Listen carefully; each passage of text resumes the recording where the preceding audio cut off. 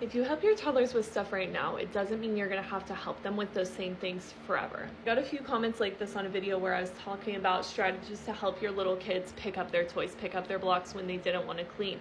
And this is a comment that I got a lot where people were like, if I always help them clean, then they're always going to expect me to do it. And while I totally get where this sort of thought and mindset is coming from, it doesn't actually make sense when we kind of break it down and think about what we're doing. Because the point of helping your kids clean, the point of making it a collaborative, fun sort of excitement where you're throwing some blocks in, they're throwing some blocks in, you're doing it together, is that you're building the skill.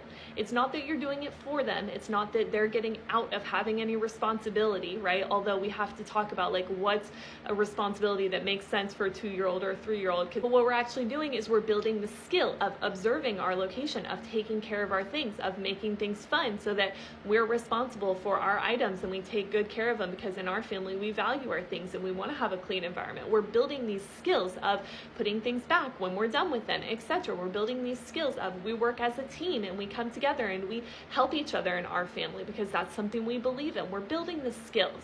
And as your kids grow in their skill, they will need your help less. This is the same as when your kid first starts learning how to write. A lot of times they're tracing over letters on the paper, or they're tracing sandpaper letters in their Montessori classroom with their finger. They're studying the shape, they're learning the skill. When your kid is 15, they're not still tracing over letters to write out an essay in their freshman year English class because they've learned the skill. They can do it on their own now.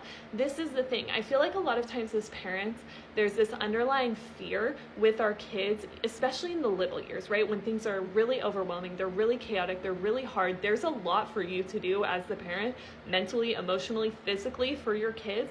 There's this underlying subconscious fear of it's gonna be like this forever. It's never going to end. It's never going to change. I'm going to make it worse.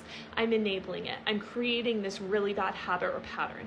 And I think that's a really valid fear. And I think we also need to step back and ask ourselves, what am I doing here? Am I enabling or am I helping my kid build a skill? And I'm going to help my kids clean or make it fun or sing a song or turn into a game when they're in a mood where they don't want to put their blocks away. But you know what? The other day, my almost 2-year-old just stood up when he was done playing with trains and put every single train track back in the basket and then went on to another activity. And I didn't have to do anything because he started building up that skill.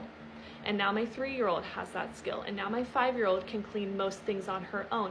And as they get older, it gets better. And that's the progress that we're trying to get to when we make these decisions as respectful parents.